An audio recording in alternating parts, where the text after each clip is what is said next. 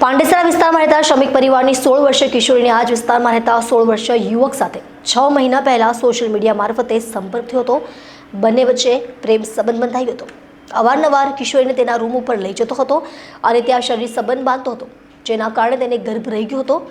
જોકે ત્યારબાદ કિશોરીએ યુટ્યુબ પર વિડીયો જોઈને ગર્ભપાતની દવા લઈ લેતા તેને ગર્ભપાત થઈ ગયો હતો, જેને તેણે ત્યજી દેતા મામલો પોલીસ સ્ટેશનમાં પહોંચ્યો હતો।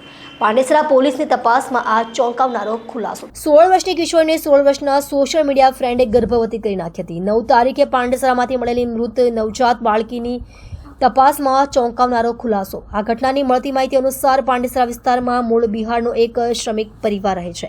આ પરિવારની 16 વર્ષની કિશોરી ધોરણ 10માં અભ્યાસ કરે છે। સોશિયલ મીડિયા મારફતે તે આ જ વિસ્તારમાં રહેતા એક 16 વર્ષીય કિશોરના સંપર્કમાં આવી હતી, જે બાદ બંને વચ્ચે પ્રેમના અંકુર ફૂટ્યા હતા। કિશોરી જ્યારે સ્કૂલે જવા નીકળતી ત્યારે આ કિશોર તેને તેના ઘરે લઈ જતો હતો અને શરીર સુખ માણતો હતો, જેના કારણે કિશોરીને ગર્ભ રહી ગયો હતો। આ વાતની જાણ કિશોરને થતાં તેણે કિશોરી સાથેનો સંપર્ક કાપી નાખ્યો હતો।